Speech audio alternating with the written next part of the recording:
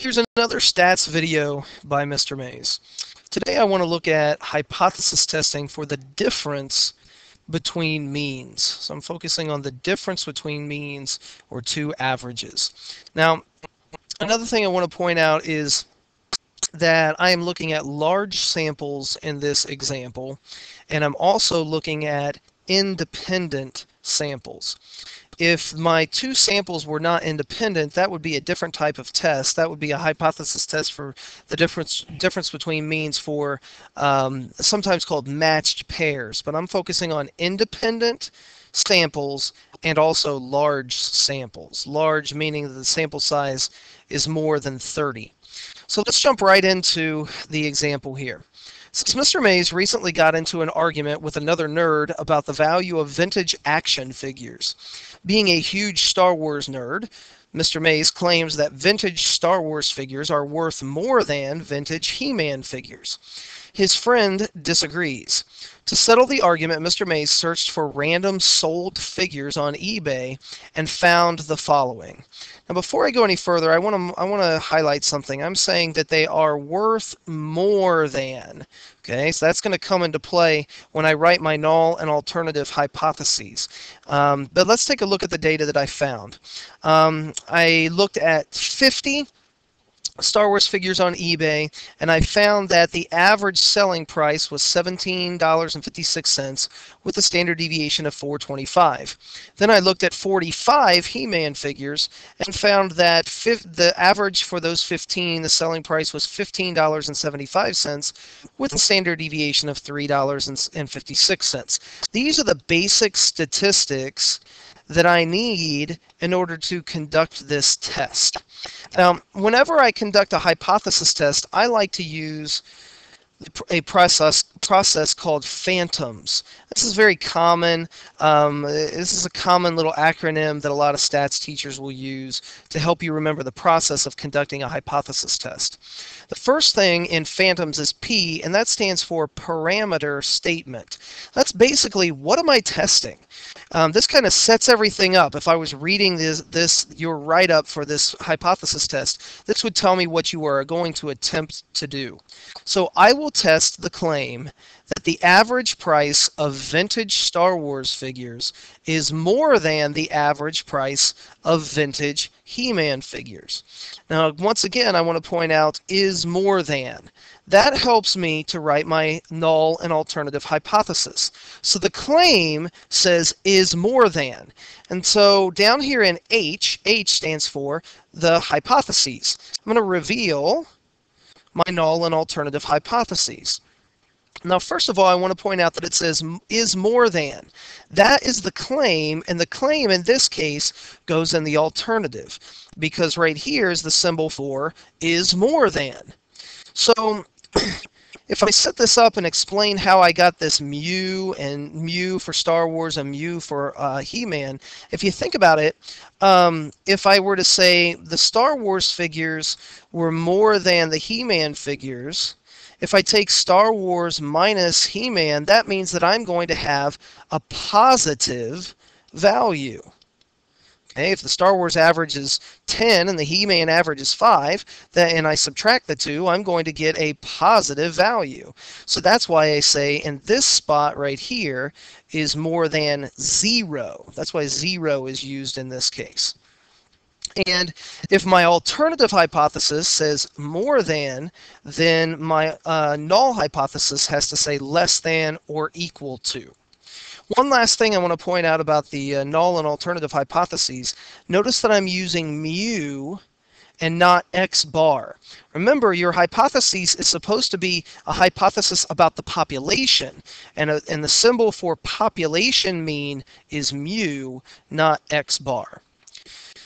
Well, in phantoms, A stands for assumptions and conditions. And for this type of test, there are 3 assumptions and conditions we need to check. The first one is called the randomization condition. And in this case, my samples were collected randomly, so that condition has been satisfied. The second condition is the independence condition. And I would say something like this. There's no reason to believe that the price of vintage Star Wars figures is connected to the price of vintage He-Man figures. Therefore, the samples are independent. And then finally, sample size. For this case, each sample is at least 30, so I can go ahead and conduct a particular type of test. And in this case, the type of test that I'm going to conduct is called a right-tailed two-sample z-test. So there's a couple of things I want to point out right here real quick. It's right-tailed because my null hypothesis says that the mean of Star Wars minus the mean of He-Man is less than or equal to 0. So whatever your symbol is in the null hypothesis, that gives you, and that tells you what direction your tail is going to be for the test. Since this opens up to the right, this is a right-tailed test. I also want to point out that I am going to use p-values to conduct this test, so that's why I need alpha. And alpha was not given to me in the original problem, so I'm going to just use alpha equals 0.05 for my level of significance. Level of significance. And significance. I'll write the whole thing out. There we go. If it's not given to you, 0.05 for alpha is a very common level of significance. All right. Now it comes time for T, the test statistic. And the formula for the test statistic of a two-sample z-test is given right here. I've typed it up and you can see it.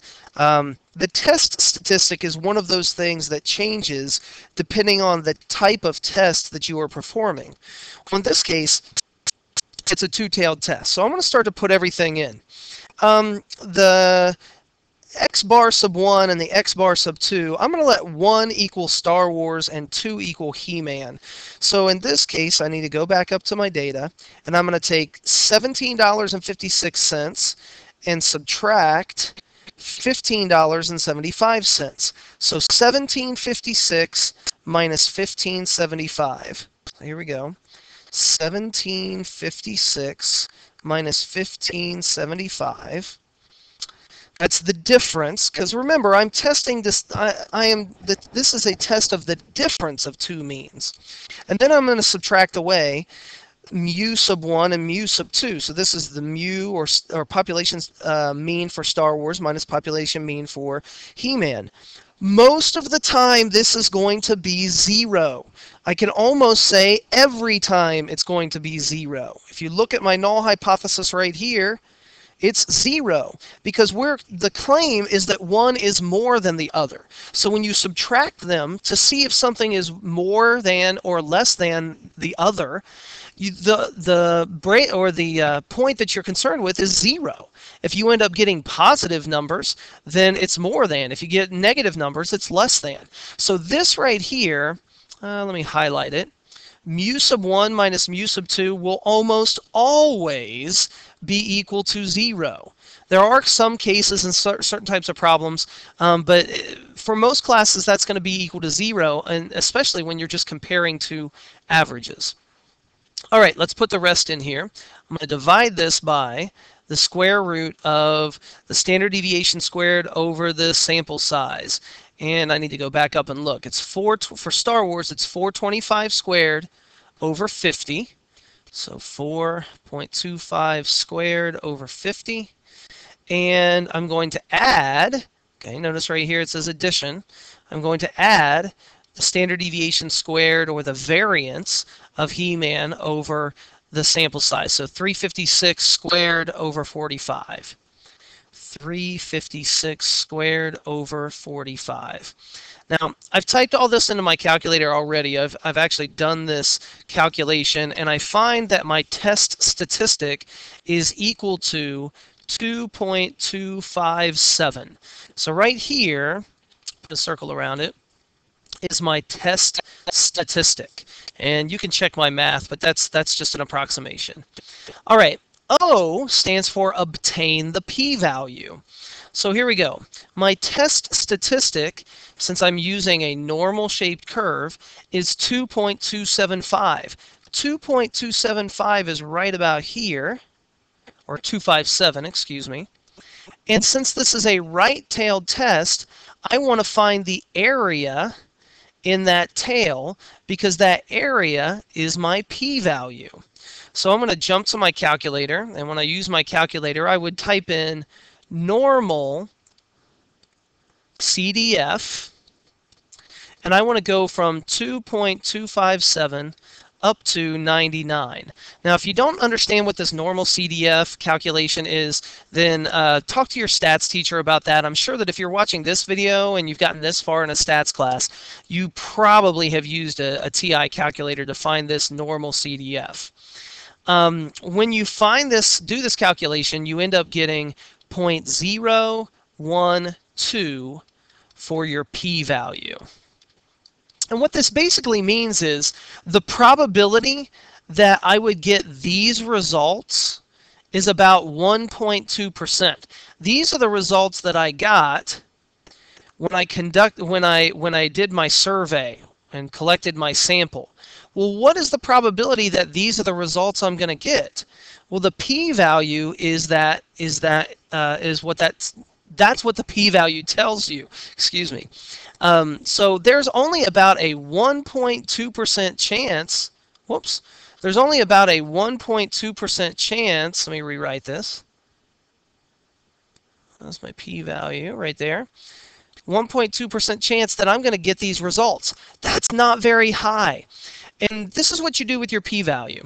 If your p-value is greater than alpha, then you will fail to reject the null hypothesis. But, and this is what we have, if the p-value